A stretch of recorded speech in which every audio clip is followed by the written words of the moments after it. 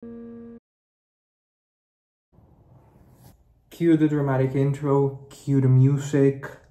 If you clicked on this video, you probably want to know why I think Paris is overrated. Salut à tous, je m'appelle London Paris et aujourd'hui nous allons parler de Paris. If you feel like Paris is overrated, especially after you visited the place, then you may have been going through something called Paris syndrome, which is when your idyllic, romanticized, picturesque image of the city, often fueled by the media, clashes with the reality, it being that Paris is just a city like any other city on earth, and that leaves you disappointed and with a sour aftertaste. Today, I'll be here to discuss how overrated it is, or rather how Paris is not overrated. I admit I tricked you with the title, but I had good reason. Hear me out. A city like Paris is the most populous city in the European Union. It is often synonymous with fashion, history, revolution, relevance, tourism, and often the poster child for iconic landmarks.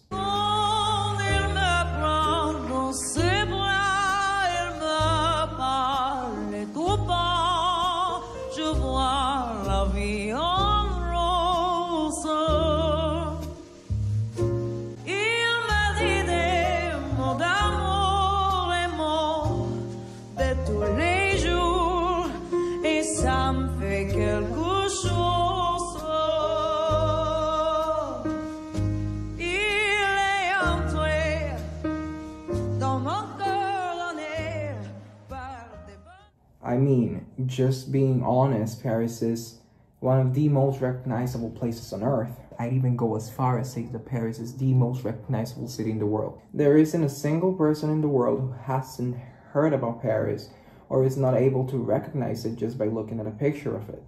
And that's bewildering, especially because it would have been the city that gave me my name. No offense to London, no shade at all. Classic tale of two cities, huh? So back to Paris. Having been around since the 3rd century before Christ, the Parisi, a Celtic tribe, settled along the banks of the Seine, which would become modern-day Paris. Then, in the year 52 before Christ, the Romans came in and attained power in the area.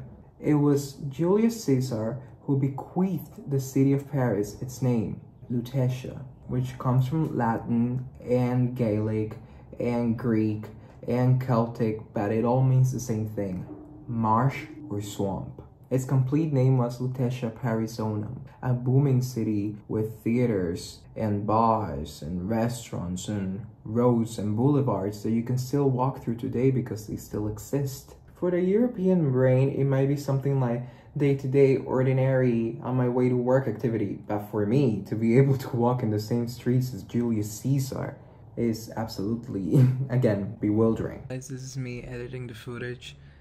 Tell me what you guys thought about me sitting down and talking to you. I thought it was more personal. It felt less like me presenting in a class, and it felt more like me talking to a friend. So tell me what you guys think. When the Roman Empire fell, and by that I mean the Western Empire, the city of Lutetia took on its Latin name, which is Parisius, and that translates directly into Paris in French. So the famous arrondissements began annexing themselves to the city center and integrating, while still maintaining separate identities, as if cut by a scalpel. The city grew in size, power, and monetary resources. But more than that, its symbolic status began to flourish. I mean, this is unbelievable. Look at this. There's no city like this in the world. There never was. You act like you've never been here before. I don't get here often enough. That's the problem. Can you picture how drop-dead gorgeous this city is in the rain? Imagine this town in the 20s. Paris in the 20s. In the rain, the artists and writers. Why does every city have to be in the rain? What's wonderful about getting wet? I mean, could you ever picture us maybe moving here after we're married? Oh, God, no.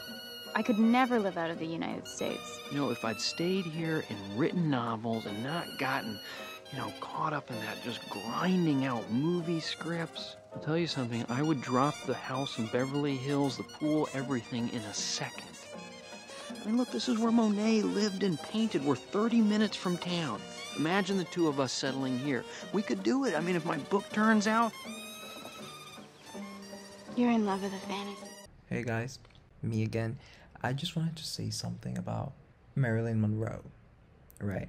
I once remember being on Quora and reading that French women were not impressed by Marilyn Monroe because everything that Marilyn was doing that was revolutionary in America, it was normal in Paris. It was average. So she wasn't really considered, whoa, what a woman in France, because that had happened years before in Paris. And the same thing about trousers, like how women weren't allowed to wear trousers, but in Paris they were. So just thought I should let you guys know that. The first modern city in the world was Paris. Visitors to Europe, Romans, Spaniards, pilgrims, and nomads all came to Paris in search for the same thing: artistic inspiration, the liberty to be who they wanted to be. Don't forget, it was the French who gifted the Americans the Statue of Liberty, and that's all I'll say about that. And as many Europeans quickly recognized, there was one truly modern city: Paris. As author Joan de Jean says in her book, How Paris Became Paris, The Invention of the Modern City. It's an incredibly edifying read for those as emblazoned with the French capital as I am. In the beginning, I talked a little bit about Paris syndrome.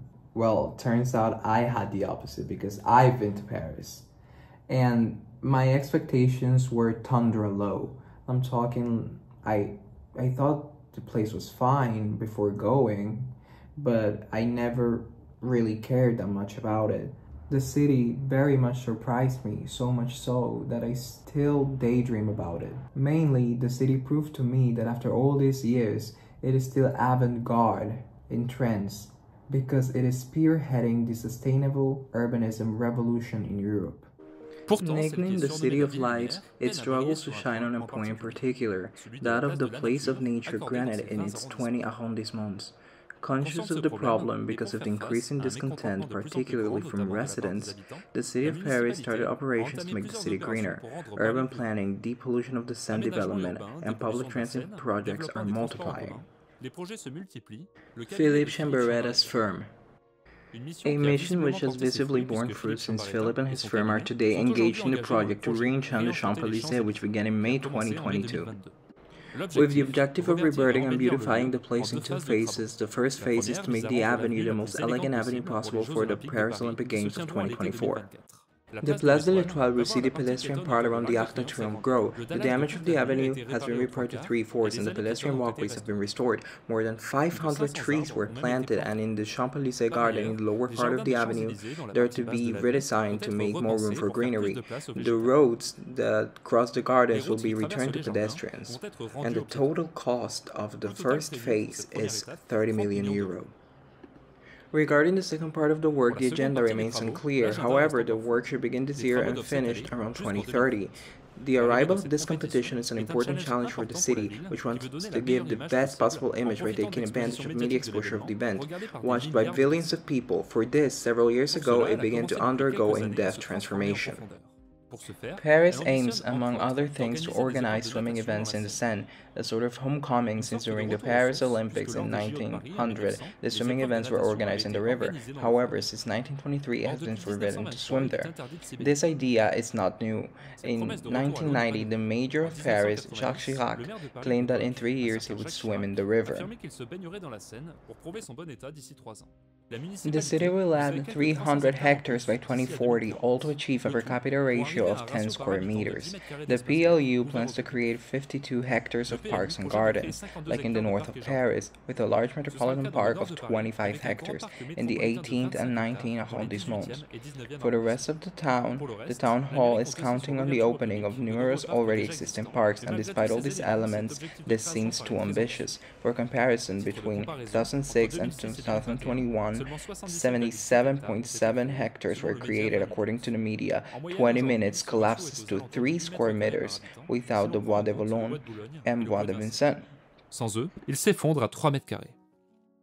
See, Paris is the birthplace of a little something called urban modernism. which is a process that involves beautifying a city and maintaining its identity while still making space for sustainable urban development. There are even university courses taught on the matter. The urban modernization of Paris came after the revolution. Vive la révolution! They had to rebuild after the authoritarian imperialist regime that the French were going through at the time. The following quote explains it better than I ever could. Most importantly, the urban planning of Paris during the Second Empire differed from the existing concept of urban planning in that it reached the level of aesthetics beyond economics and urban hygiene. This means that urban planning was sublimated into a complex art movement in the sense that changes in urban space were recognized as an art of cities. Cities became more than a place to conduct labor and merely a place to live.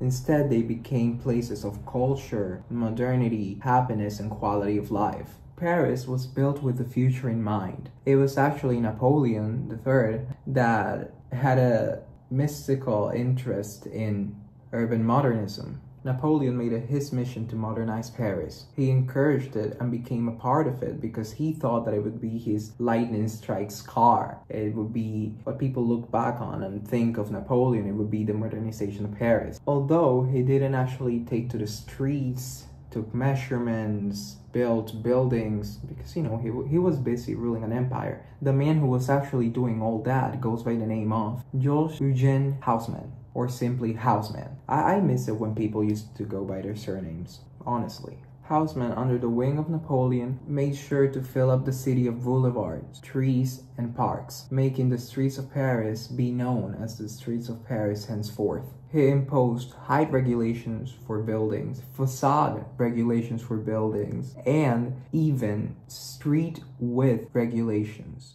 Another new thing, in June 2023, the city's municipal council voted for a new local urban plan. No construction project can exceed 37 meters in height or 121 feet. It doesn't apply to projects launched before this date, such as the Triangle Tower. You can see he was thorough with his job. The man cared for Paris, okay? All of these measures were made to give the Parisians some sort of happiness and some sort of mental break after the revolution, especially after the industrial era, because Napoleon thought that it had polluted the air and they needed green space in order to make people feel better. And this was sold in the 19th century, and it remains to this day. Haussmann's urban scheme of Paris served as a model for the development of boulevards and parks in other places, such as Cairo, Buenos Aires, Brussels, Rome, Vienna, Stockholm, Madrid, and Barcelona. Following the Paris International Exposition of 1867, William I, the King of Prussia, brought back a large map showcasing Haussmann's projects to Berlin, influencing the design of the future German capital. Moreover, his work served as a catalyst for the City Beautiful movement in America. Frederick Law Olmsted, renowned for designing Central Park in New York City, drew inspiration from Haussmann's innovations during his European trip in 1859, particularly from landmarks like the Bois de Boulogne and the Parc de Chaumont. Similarly, American architect Daniel Burnham drew inspiration from Haussmann's diagonal streets, which he incorporated into the Chicago plan of 1909. So there you have it. Paris is everywhere. And I'm not even going to talk about the University of Paris, the Sorbonne, the Paris Saint-Germain. Even today, as new challenges arise, Paris became the leading city against climate change. Paris is famous for its food, museums and landmarks, but there's also some less desirable things, most notably a lack of green space. But that's all about to change as the capital of fashion gets the mother of all makeovers, one that will see it challenge for the title of Europe's greenest city. Just 9.5% of its land is dedicated to gardens and green areas, lower than any other major European city. By 2030, it plans to have planted areas covering half the city, everything from rooftop gardens to entire new parks. Already, the Champs-Élysées is closed to traffic for one Sunday each month, along with the first 4 arrondissements, with less cars and better air quality. Although work on the Champs-Élysées won't begin until after the 2024 Olympics. The Eiffel Tower. Here, a new park will be built around the base of the iconic structure, turning more than 100 acres of land into one of the largest areas of green space in the whole of Paris. Stretching for over a mile, the plan involves constructing a green amphitheatre at Place du Trocadero across the river and converting the Pont de Iéna into a pedestrian garden bridge. Paris has already gone green in other ways too. In 2020, the world's largest urban farm opened here, around 7% of the city is going completely car-free, and almost half of the street-level parking spaces are being removed. After all, the Paris Agreement was signed in Paris. I thought that was pretty obvious, but for all of you who are not familiar with what the Paris Agreement is, it is an international agreement that has a goal of limiting global warming to well below 3.6 Fahrenheit, above pre-industrial levels, with efforts to limit temperature increase to 2.7 Fahrenheit degrees. It's needed to clean itself up ahead of the Olympics, and it was here that the International Treaty on Climate Change, the aptly named Paris Agreement, was signed back in 2015. Paris is taking steps to achieve net zero emissions status by 2050. It wouldn't have looked great if the city where such an historic agreement was made did nothing to tackle its very visible problems with traffic, pollution, and lack of green space. For example, the sewers that have been around since 1370 that were expanded under Napoleon and Haussmann, now being modernized and refurbished with the purpose of maintaining the Seine clean and helping clean it. This is especially important to the French because the Olympics. They've got to make sure the water is clean enough for the divers and all the swimming events to partake in the Seine. The mayor of Paris, Anne Hidalgo, has the same ambition as Jacques Chirac. The objective is not to clean the river and its tributary, the Marne, but to decontaminate them. An amount of 1.5 billion euro has been released for this. The first mission is to prevent the discharge of sewage in an uncontrolled manner. The solution is being built with the giant underground constructions, a vast water sanitation network. Elle prend la forme d'un vaste réseau d'assainissement de l'eau en sous-sol. Des canalisations souterraines géantes amèneront l'eau vers d'immenses bassins de stockage souterrains. En particular, a grossly high concentration of E. coli can cause infectious diseases or food poisoning, so water purification plants were designed. They treat the water with acid and release it back into the river, with no effects to humans.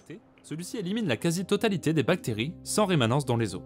Also, before I completely move on from the sewers, I would like to say that it is much an underground city. There are roads and signs and walkways, and you can actually take tours if you have 120 euro. And speaking of underground cities, I would like to touch on the catacombs for a little bit.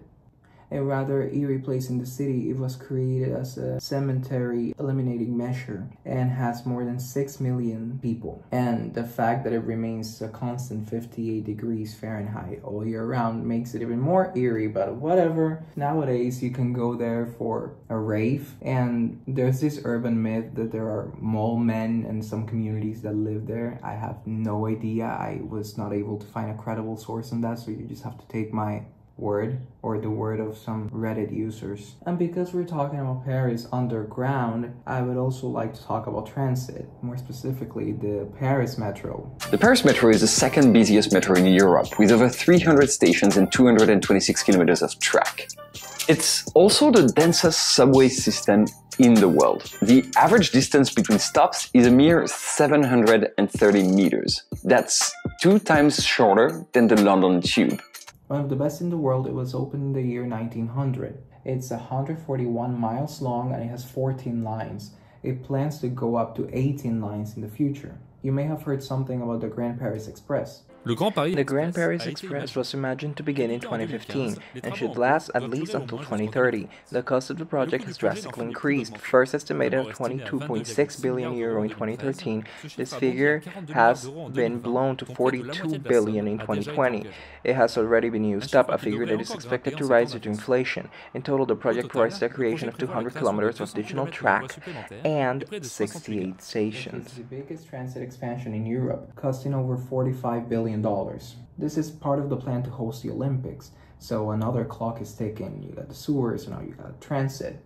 Apart from that, it is also part of the plan to make Paris more sustainable, along with adding more bike lanes and reducing car traffic. Sending the image of a city that respects the environment, cycling in Paris is a good example of encouraging mobility. A major cycling plan has been announced. A budget of 250 million euro should turn Paris 100% cyclable by the year 2026. With the objective of coherence, it plans to add 150 kilometers to the already existing network of cyclopaths. There's a great video in YouTube by a channel, Not Just Bikes. He touches on Paris and how it's becoming more cycle-friendly. Go check it out, it is pretty interesting. I'll link it in the description below. About the changes happening in Paris. Mayor Anne Hidalgo has become famous for her initiatives to reduce car use in Paris and provide more space for walking, cycling, and public transit, especially cycling. Recently, the Paris government has announced they plan to make the city 100% cyclable by 2026. The last time I was in Paris was way back in 2008. At that time,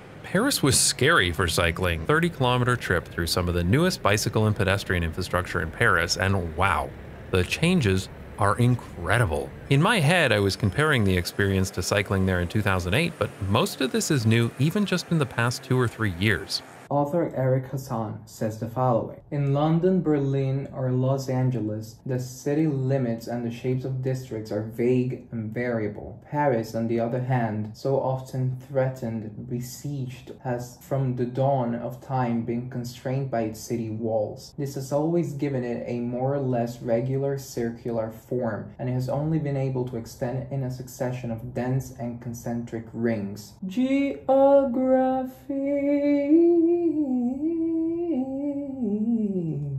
Paris is located in the north-central part of France, in the Île-de-France region. It sits on the banks of the Seine River, which bisects the city into the left bank and the right bank. The Seine River acts as a vital transportation artery, with several bridges connecting the two riverbanks. The river also adds to the city's beauty, with several landmarks located near it, such as the Eiffel Tower and the Arc de Triomphe. While Paris is mostly flat, there are some slight variations in elevation across the city. The highest point in Paris is Montmartre, where Sacré-Cœur is located. Paris is divided into 20 arrondissements, arranged in a clockwise spiral starting from the center. Each arrondissement has its own character and identity, contributing to the diversity of the city. Paris has an oceanic climate, a tad bit dry in my opinion, but it means that it can go up to 104 degrees in the summer and 28 degrees in the winter pretty consistently. During the winter it mostly rains with the occasional snowfall. It can be quite cold as well because the difference between the night temperature and the day temperature is not that big. On average, it is quite cold. The city of Paris is home to over 2 million people and it covers 40 square miles. That's pathetic. The Paris metropolitan area, however, is home to more than 13 million people and it covers a land size of 7,313 square miles. It just goes to show that there isn't a right or a wrong way to measure a city because there is no accurate way to measure the true size of a city. Anywho, you know the people of Paris, they're all in their red berets and striped shirts, mimes and tortured artists. That's all that's going on in Paris. I like the Parisians, okay? The red beret thing stems from the military. They started wearing it and quickly the working class caught on and then the upper class caught on and then everyone started wearing red berets and now it's a symbol of French identity. It's more often common to see someone with a beret in the southwest of France or the Basque country, but it's still pretty common. And then you have the striped shirts, which they took from the Navy. The working class caught on and then they became a symbol of French identity. The same thing that always happens in history. The working class gets it first, but the upper class gets it better. So despite the title of this video, Paris is not overrated. It has been a symbol of hope, modernity, and several metamorphoses. Like a butterfly that has been beautiful since it was a larva. The more it grew, the more colors it gathered. And when it finally became a butterfly, it died, only to be swallowed by the dirt that would later become the great city of Paris. I do not think it altogether inappropriate to introduce myself to this audience. I am the man who accompanied Jacqueline Kennedy to Paris, and I've enjoyed it. Keep in mind, I didn't even talk about the French Revolution, the Louvre, the Eiffel Tower, the Arc de Triomphe, I didn't even talk about the French Revolution. But in all honesty, I could spend ages writing pages about that. Never did I once rely on its landmarks because the backbone of a true city comes from the ground up, and that's what's happened with Paris. For a more philosophical take, I believe we all have a little bit of Paris in us. We can be a city of lights, we can be a city of love, we can be stern but humble, we can be modern yet classical. or we can be Parigo. With that said, I really hope you liked the video. It is my second city related video. My usual content's not like this. I usually sing or embarrass myself doing so, which in my defense, I sing mostly covers, okay? Please, if there's any data that I said that was wrong, comment below. And the comments are a space for debate and respectful interaction, so it's a two-way communication system. So keep commenting, I'll reply, leave some feedback about this whole new setup. I think it's more personal this way, that's why I'm doing it. I feel like I'm talking to someone. Crazy, crazy, crazy. I was crazy once. No, but in all seriousness, thanks for watching. If you made it this far, share, subscribe, do whatever it is that YouTubers say, and goodbye. Au revoir. Before I go, I just wanted to say something about New York. I made a video like this just about New York, and I just wanted to thank you guys and everyone who shared and watched and commented, because it's my most viewed video on this channel, my only channel. It has 400 plus views. That's insane even saying it. I remember the day I woke up and opened the app, and then there it was.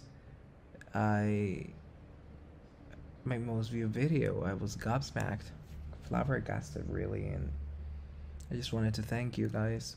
I hope that we can build a community and a network of people that are interested in the same thing and that have a shared understanding of history. And feel free to correct me. Please do correct me if I say anything wrong.